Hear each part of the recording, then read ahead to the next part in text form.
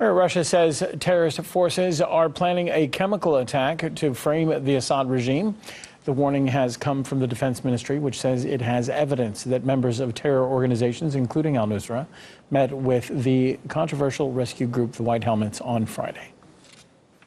At the meeting, various possible scenarios for staging a chemical attack against civilians and made to look as if carried out by government forces were discussed and approved.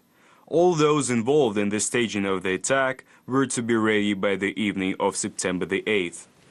On Friday, the 15 members of the UN Security Council met to discuss the crisis in Idlib province. Same day, the Russian, Turkish, and Iranian presidents held talks in Tehran on the situation. RT's Igor Zhdanov has commentary.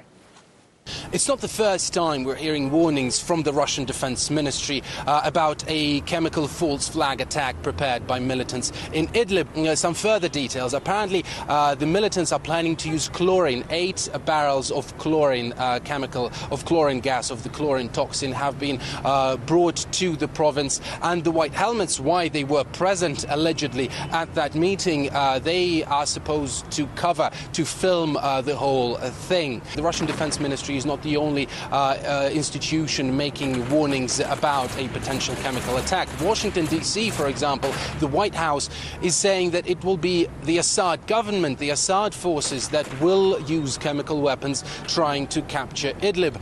But definitely what is happening right now, the situation, the chemical concern for Idlib, well, it is sending ripples from all across the geopolitical scale. Just on Friday, the UN Security Council members sat down together, and you can have a listen at the tone of how the situation in Idlib has been discussed. There are more babies in Idlib than there are terrorists, and I think that should give those engaging in military action pause for thought. When Russia and the Assad regime say they want to counter terrorism, they actually mean they want to bomb schools, hospitals, and homes.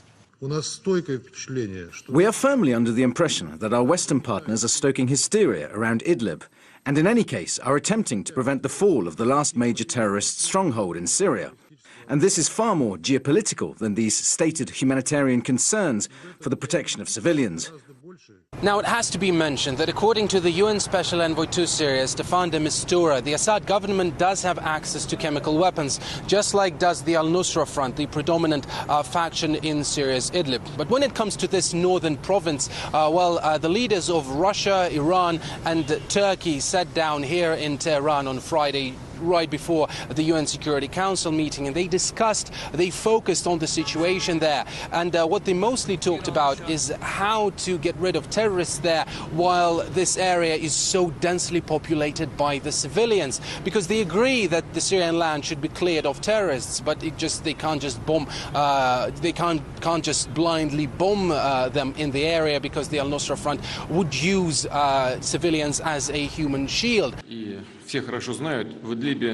Everyone knows that there are a lot of civilians in Idlib, and we must take that into account. The Russian military and the Syrian army have always tried to guarantee the evacuation of civilians. Right now, the focus seems to have shifted completely to the chemical concern when it comes to Idlib. According to the Russian Defense Ministry, by the end of Saturday, the militants will have completed their preparations, so we can expect something to come out as soon as Sunday. The Pentagon has dismissed efforts by Russia and its allies to settle the conflict in Syria and insisted that the Tehran talks have failed. U.S. military chiefs also claimed that there are better ways to go after terrorists in Idlib. Security analyst Omar Nashabeh believes there is no evidence that Assad is planning a chemical attack in Idlib. The major threat against civilians is a terrorist threat. The major threat against civilians comes from the Jabhat al-Nusra and Daesh groups that are terrorist groups, and that is recognized by the Security Council itself.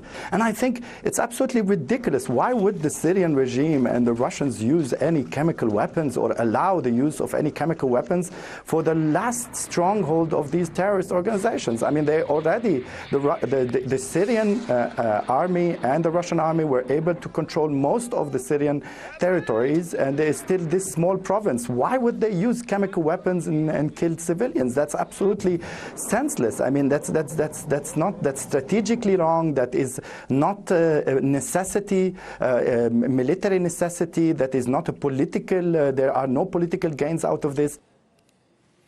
All right. The Iraqi government has declared a